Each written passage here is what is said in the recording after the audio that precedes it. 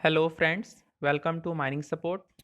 इस सेशन में हम डस्ट पार्टिकल, कोल डस्ट और इससे रिलेटेड हैजार्ड्स एंड कॉन्सिक्वेंसेस को चर्चा करेंगे। सेकेंड टॉपिक जो हमारा है वो ब्लास्ट डिज़ाइन पैरामीटर क्या क्या है और उसको किस तरह से हम लोग डिटरमाइन करते हैं, तो वो सब चीज़ें हैं। तो दो दो फ्रेंड्स के रिक्वेशन पर ये हम इस सेशन को कंटिन्यू कर रहे हैं, तो आप इसको वॉच करेंगे और अपना टाइम देने से इसमें कुछ कुछ ना कुछ आपको ज्ञान होगा। ठीक है, तो सबसे पहले कि डस्ट पार्टिकल हमारा रिस्पायरेबल डस्ट कितना होता है ना, 0.1 से 10 माइक्रॉन्स के बीच में होता है। पहला क्वेश्चन यहाँ से क्रिएट होता है। ठीक है, रिस्पायरेबल डस्ट में हमारा बनता तो बहुत सारे कॉजेज से है, ये तो सबको आपको पता ही होगा। पहला तो अंडरग्राउंड में ब्लास्टिंग से, ठीक है, मैंने फेस वर्किंग से होता है, लोडिंग अनलोडिंग से होता है। इसके साथ ही स्क्रीनिंग प्लांट्स में, है ना।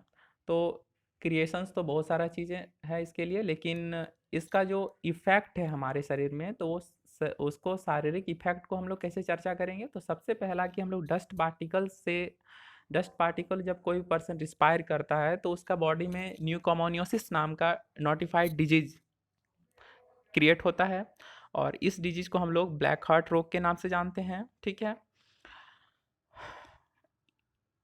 सेकेंड क्या है कि आई एजिंग प्रॉब्लम है और लॉट्स ऑफ प्रॉब्लम्स बॉडी से रिलेटेड होता है। ठीक है, तो हम लोग इसमें डस्ट से रिलेटेड दो पैरामीटर हम लोग चूंकि एग्जाम में पूछा जाता है, वो क्या है, पहला तो रिस्पायरेबल डस्ट। तो रिस्पायरेबल डस्ट हम लोग अंडरग्राउंड में हमारा 2 मिलीग्राम पर क्यूबिक मीटर होना चाहिए। ठीक है, रिस्पायरेबल डस्ट जो होता है हमारा 2 मिलीग्राम पर क्यूबिक मीटर होना चाहिए, और percentage of free silica.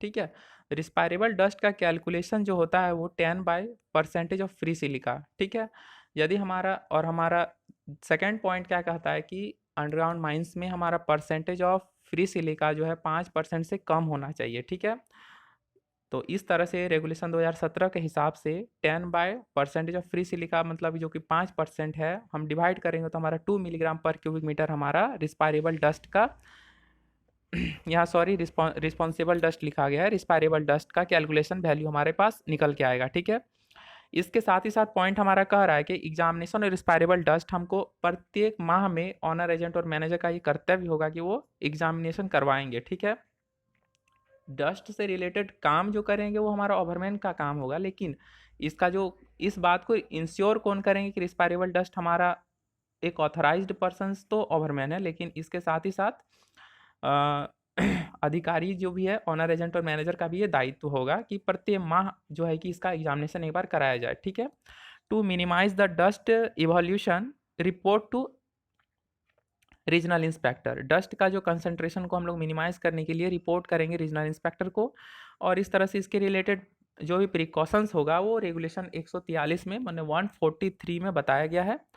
रिस्पायरेबल dust हम जो कि पहले बता चुके हैं 2 मिलीग्राम पर क्यूबिक मीटर से क्या होता है, अधिक नहीं होना चाहिए। फ्री परसेंटेज सिलिका जो होता है वो 5% से कम होना चाहिए, और रिस्पायरेबल डस्ट को कैलकुलेशन करने के लिए 10/परसेंटेज ऑफ फ्री सिलिका। ठीक है, इतना सारा रिलेटेड हमारा प्रॉब्लम्स मैंने टॉपिक था वो रेगुलेशन से रिलेटेड था, कुछ जानकारी से था। ठीक है, अब कोल्ड डस्ट पे हम लोग को क्या देखना है, तो कोल्ड डस्ट के लिए हम लोग कुछ प्रिकॉशंस देखेंगे, और वो क्या है कि working roof floor sides 60 metre up to the face हम लोग अच्छे से वास्ट करेंगे मतलब वाटर स्प्रे करेंगे। ठीक है, डस्ट प्रिवेंशन एंड सपरेशन को प्रत्येक माह जांच करेंगे, इससे क्वेश्चन रहता है एग्जाम में। और साथ ही साथ डस्ट प्लान को हम लोग बनाएंगे जो वो 2000:1 के रिप्रेजेंटेटिव फैक्टर में होगा, और रेगुलेशन 144 के अधीन ये बताया गया है। ठीक है, सैम्पलिंग प्लान जो भी वो बनाया जाएगा वो रिप्रेजेंटेटिव फैक्टर 2000:1 से। एक क्वेश्चन आपको यहाँ पे एग्जाम में रहता है, एक क्वेश्चन आपको यहाँ पे एग्जाम में रहता है क्या कि आरएफ जो है सबसे ज़्यादा किस प्लान का बनाया जाता है, तो जियोलॉजिकल प्लान का आरएफ जो होता है रिप्रेजेंटेटिव फैक्टर सबसे अधिक होता है। ठीक है, ये बात ध्यान में रखना है। फिर dust shall not be calculated with in 24 hours of cleaning of dust. यहाँ पे इस पॉइंट में बताया गया है कि डस्ट जो भी हम लोग कहीं पे काउंट कैलकुलेट करते हैं, सैंपल लेते हैं, तो वैसे जगहों पे सैंपल नहीं लिया जाएगा जो कि 24 घंटे के अंदर उसको साफ किया गया हो या तो वाटर स्प्रे किया गया हो। ठीक है, क्योंकि इसमें हमारा सही तरह से इसका जांच नहीं मिलता है। ठीक है, और ये किस जगह से करते हैं ना, हम लोग अंडरग्राउंड माइंस में सैम्पलिंग जोन बनाते हैं, ठीक है, डस्ट कलेक्शन के लिए, और वो 150 मीटर के अंतराल में प्रत्येक 50 मीटर के जोन पे उसको मैंने 150 मीटर के जोन को सब जोन से बांटा जाता है और वहाँ से सैंपल को कलेक्ट किया जाता है, ठीक है, बारी बारी से ABC जोन बनाते हैं हम उसको। फिर हम एक फ्रेंड जयप्रकाश जो कि क्वेश्चन पूछे थे कि ब्लास्ट डिजाइन किस किस पैरामीटर पर डिपेंड करता है, तो उसके रिलेटेड हम इसको टॉपिक को हम कंटिन्यू कर रहे हैं। तो इसमें हम लोग देखेंगे क्या कि फैक्टर्स अफेक्टिंग ब्लास्ट डिजाइन, ठीक है।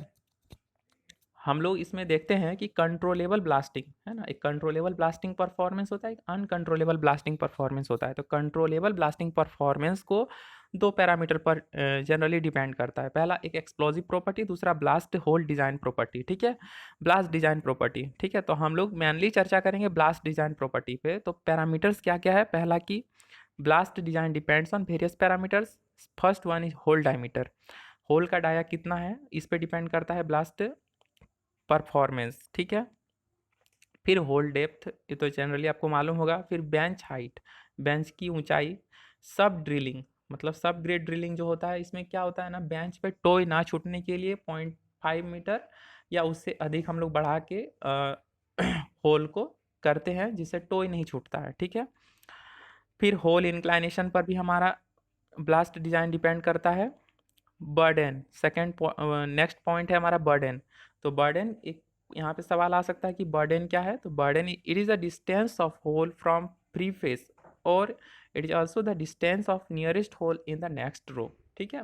मतलब ये कि प्री फेस से होल का जो डिस्टेंस होता है उसको बर्डन कहते हैं, या तो next nearest hole to the मैंने first row to the next nearest row, इसको बर्डन कहते हैं। It is based on the hardness of strata. Burden किस पे डिपेंड करता है, स्ट्राटा के हार्डनेस पर। क्योंकि ये सारे बुक में आपको ये सब चीज़ें मिलेंगी, लेकिन एक स्पेसिफाइड फॉर्म में और एक अप्रोप्रिएट वे में जो मिलता है वो आपको केवल माइनिंग सपोर्ट से ही मिलेगा, ठीक है। इसलिए कोई भी डाटा पे कंफ्यूजन ना करें, सारे डाटा काफ़ी ऑथेंटिक है और ये मतलब जानकारी आप अपने नोट में भी नोट्स कर सकते हैं, ठीक है। स्पेसिंग क्या है, तो spacing is the distance between two holes in a row. एक रो में दो होल्स का बीच का डिस्टेंस एक रो के अंदर जो होता है वो स्पेसिंग कहलाता है। ये भी हार्डनेस ऑफ स्ट्राटा पे डिपेंड करता है, ठीक है। फिर सेकेंड हमारा बट नंबर ऑफ होल्स पे हमारा ब्लास्ट डिजाइन डिपेंड होता है, ब्लास्ट परफॉर्मेंस। फिर नंबर ऑफ रो पे, अवेलेबिलिटी ऑफ फ्री फेस, तो अवेलेबिलिटी ऑफ फ्री फेस तो सब लोग जानते ही हैं। फिर ड्रिलिंग पैटर्न, ड्रिलिंग पैटर्न में हमारा लाइन ड्रिलिंग और स्ट्रेगर ड्रिलिंग होता है, ठीक है। लाइन ड्रिलिंग में हमारा किस लिए क्या आता है ना, सॉफ्ट रॉक जैसे कोल हो गया, ठीक है।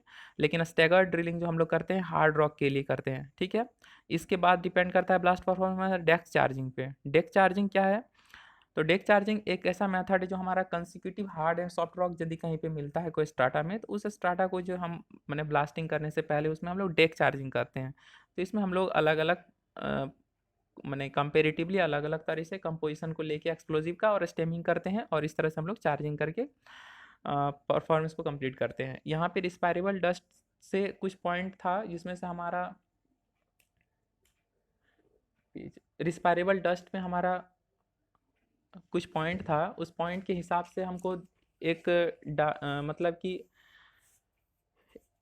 एक पिक्चर बनता है। तो चूँकि हम इसमें सुविधाओं के अभाव से हम इसमें नहीं ला पाए, लेकिन आपको बता देना चाहते हैं कि उसमें बनता है क्या, एक अलग अलग कंसंट्रेशन वाइज हमारा। तो इसमें क्या होता है, डस्ट इमिशन अलग अलग इफेक्ट होता है हमारा डस्ट का, जैसे कि अपर ट्रेचिया में होता है, फिर middle trachea and lower trachea, ठीक है। अपर ट्रेचिया में 10 माइक्रोन से 5 माइक्रोन का जो डस्ट पार्टिकल का जो साइज होता है उसको ये किया जाता है, मतलब कि रोका जाता है। मिडिल ट्रेचिया में 5 माइक्रोन से 3 माइक्रोन का, और लोअर ट्रेचिया जैसे हमारा लंग्स तक यदि कोई डस्ट पहुंचता है तो 3 माइक्रोन से 0.3 माइक्रोन तक के साइज का, ठीक है। तो ये सब चीज़ जानकारी रखना है क्योंकि इतना डिप में नहीं क्वेश्चन पूछता है एग्जाम में, तो इससे कोई आपको किसी तरह का प्रॉब्लम नहीं लेना है। और जितना ये बताया गया है वो काफ़ी इम्पोर्टेंट था। तो इस तरह से हम इस सेशन को कंप्लीट करते हैं, और नेक्स्ट सेशन को यदि चाहिए आपको किस टॉपिक पे चाहिए, टॉपिक कमेंट बॉक्स में कमेंट करेंगे। और ये जो नंबर है 9570737208, इस नंबर पे आपका टेलीग्राम चैनल बनाया गया है, फ़ोनपे पेटीएम सब है। तो इससे इस चैनल को आप सपोर्ट करें और इसको इस प्लेटफॉर्म को और आगे बढ़ा करके लाएं। थैंक्स।